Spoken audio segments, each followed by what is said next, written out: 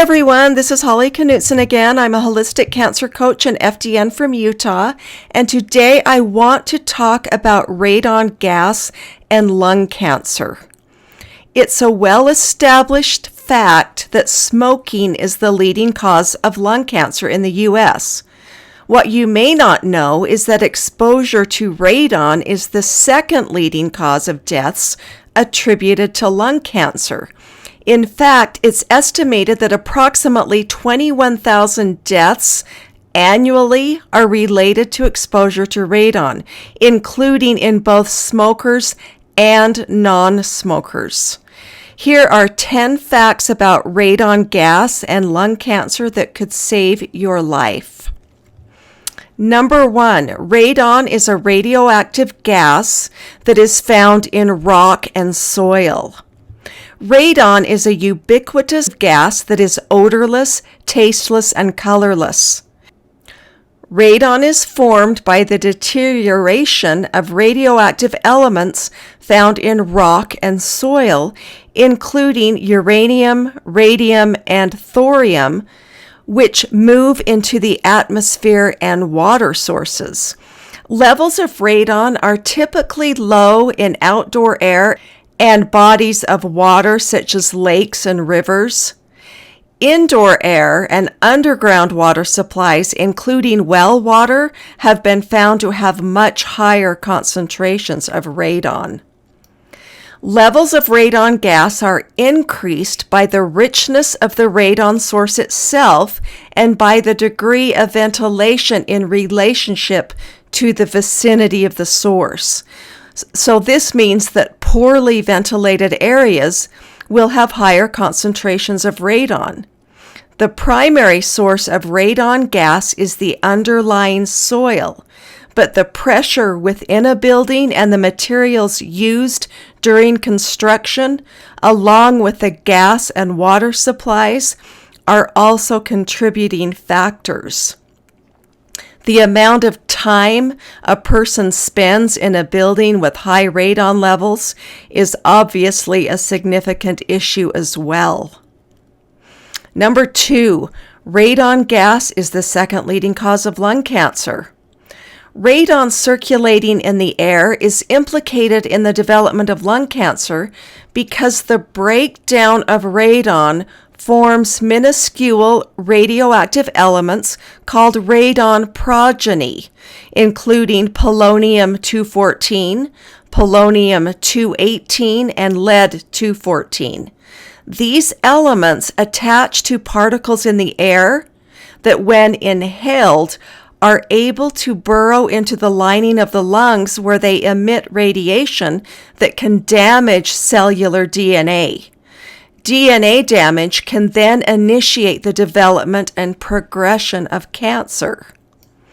Decay products from radon are more dangerous than the gas itself because of the large degree of energy they emit via alpha particles, which damage delicate tissue in the lungs. Due to the instability of radioactive elements, these decay products can either retain atomic energy in the nucleus of the cell or release it. Decay in the nucleus is what releases harmful radiation. Smoking in conjunction with radon gas exposure doubles cancer risk. Radon alone, however, is responsible for an alarming number of deaths in people who have never smoked. Prior smokers are at increased risk as well. Interestingly, it was Marie Curie, the famous Polish chemist, who discovered polonium, which is also referred to as radium F. Number 3, you can't totally avoid breathing in radon. Since radon is found in both indoor and outdoor air, this means it's impossible to entirely avoid breathing in radiation from radon. Fortunately, there are strategies you can implement to reduce your exposure. The most significant source of radon for the majority of people will be in their own homes. This is why it's crucial to get levels of radon in your home tested to make sure they fall within safe limits. You can do this by hiring a radon specialist or by ordering a DIY detection kit, which can be purchased online or at your local hardware store. The Environmental Protection Agency recommends testing all living areas that are below the 3rd floor, including new residences that are supposedly resistant to radon. Number 4, levels of radon above 4.0 picocuries per liter of air are problematic. Radon levels are measured in units called picocuries per liter of air. The EPA recommends that steps be taken to lower radon if the annual average level is shown to be 4.0 picoliters per liter of air or higher. Readings between 2.7 and 4 are considered fair if levels remain stable for a period of 3 months or longer. No action is necessary if levels are less than 2.7. Ideally, you want levels to be 0. Levels should be monitored daily to get a reliable reading because radon gas fluctuates over time. It's suggested to conduct a DIY short-term test initially, and if the results are elevated, to do a long-term follow-up test to confirm the findings. If levels are found to be above safe levels, steps should be implemented to lower exposure. Short-term tests are conducted anywhere from 3 to 90 days as opposed to long-term testing that lasts longer than 91 days. The latter will give a more complete picture as to the amount of radon gas that is present since levels fluctuate according to seasons and other factors. Number 5, radon gets inside a building due to pressure. Radon gas can get inside your home or office and build up due to pressure. This is because the pressure surrounding the foundation of a building, along with the pressure in the soil, exceeds the pressure inside a house or office. This discrepancy of pressure acts like a vacuum to suction radon out of the ground, distributing it up into your living areas via cracks in the foundation. The gas then gets trapped indoors, gradually building to levels that are dangerous. Levels of radon are higher in the winter because cold temperatures increase the amount of warm air that is emitted from buildings. This scenario causes indoor air to be under negative pressure, enabling radon to be released from the soil beneath the foundation. Rainy and cold conditions increase radon levels because wet and frozen soil impede the flow of radon into the air where it can dissipate, and this allows higher concentrations to enter your home. To make matters worse, houses and offices are poorly ventilated in the winter, and this enables air to be recirculated. Buildings that are energy efficient compound the problem further by trapping toxic air inside. All of these conditions make winter the ideal time to test radon levels because they will likely be at their highest.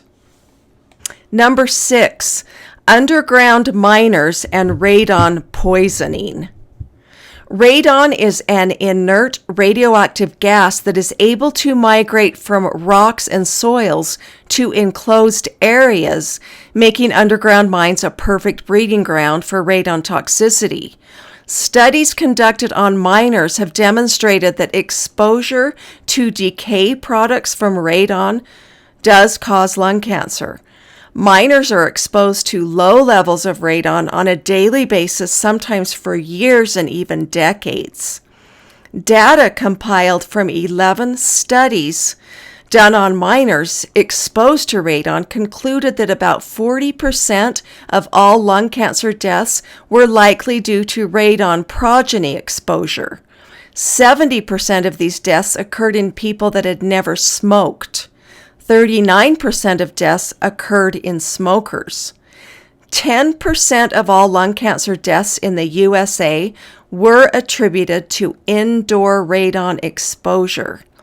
It was concluded that reducing radon levels in homes where it exceeded EPA guidelines could potentially reduce lung cancer-related deaths from 2 to 4%, and this would result in 5,000 lives being spared. However, simultaneous exposure to diesel exhaust and arsenic must be taken into account due to the modification they exert on the radon effect. Number 7, early signs and symptoms of lung cancer. Exposure to radon is doubly concerning because since you can't see it or smell it, you'll have no idea that you're breathing in toxic air, nor will you have any symptoms to alert you that you're inhaling high levels of a carcinogenic gas. Exposure to radon and the resulting damage to lung tissue can take 5 to 25 years to develop into lung cancer.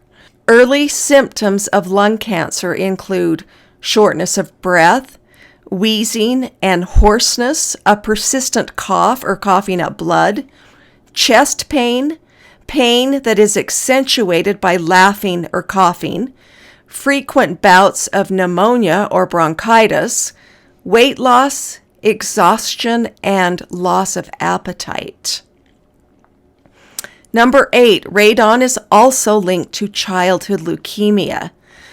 Although radon is strongly linked to lung cancer, studies have also found associations between childhood leukemia and exposure to radon gas. These studies, however, have not been consistently demonstrated, even though data indicates that environmental exposure to radon does correlate to an increased incidence of overall leukemia and acute lymphoblastic leukemia. Number 9, do-it-yourself tips to reduce radon gas levels. While it's strongly advised to seek professional help in reducing radon levels, there are strategies you can implement yourself to increase your safety if obtaining a mitigation system is prohibitive in terms of cost or other factors.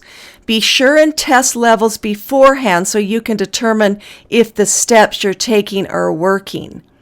Continue doing what you've been doing if radon levels decrease after following these steps.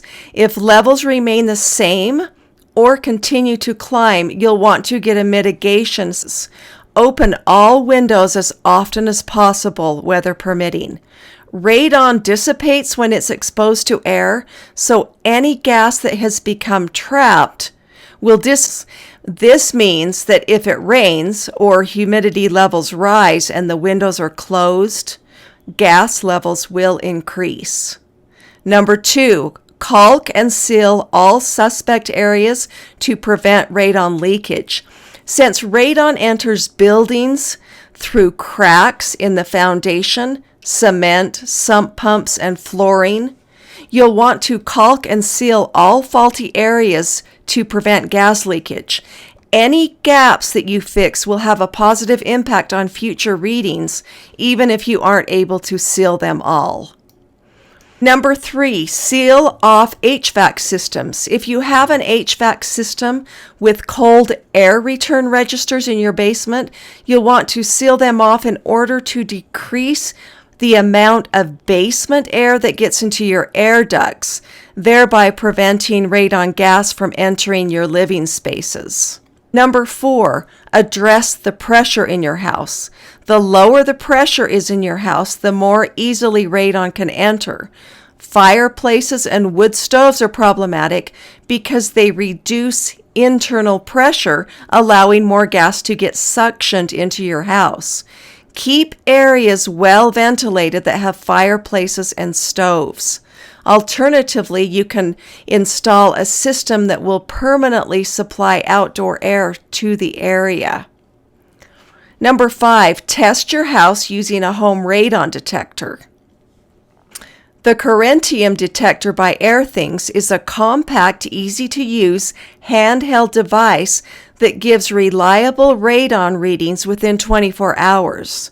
You can also track levels of radon over long periods of time for more accurate results.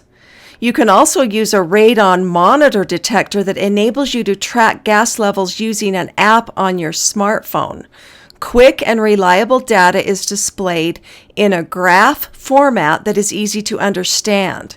The radon eye is up to 20 times more sensitive than other radon detectors, thanks to its pulsed ionization mechanism that allows for accurate gas detection. And I'll put links for those products below this video. Number 10, there are two types of radon mitigation systems. Suction systems are designed to create negative air pressure in the lowest level in the home to remove gas. These systems range in price from $1,000 to $4,000.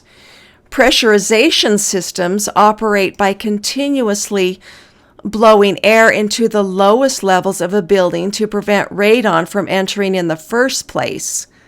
Units cost between $1,000 to $3,000, with yearly electrical costs running between $200 and $500. And I'll include a link to an article that will teach you how to save money by installing a mitigation system yourself. In summary, smoking is the #1 cause of lung cancer in the U.S., with radon exposure being the second leading cause. Exposure to secondhand smoke is the third leading cause of lung cancer.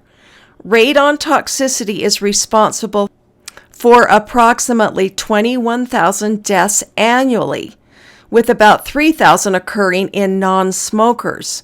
Essentially, when you breathe in radon, you are inhaling radiation. This is why it's so closely tied to cancer. The EPA has stated that 1 out of every 3 homes has dangerous levels of radon. That's an extremely sobering statistic. The degree of exposure, along with the duration of exposure, will determine the level of toxicity. Long-term exposure to high levels of radon significantly increases lung cancer risk. Testing is relatively inexpensive, especially considering the repercussions of not testing. Erring on the side of caution could save your life. I would strongly advise getting your home tested by either performing a do-it-yourself test or by hiring a remediation specialist. If radon levels are found to be high, get busy implementing the steps highlighted in this video. If you're in the process of building a home, you can have a radon professional work in conjunction with your builder to install a radon mitigation system. This one step is pivotal to keeping you and your family safe. Did you know these facts about radon? Let me know in the comments below. Thanks so much for watching.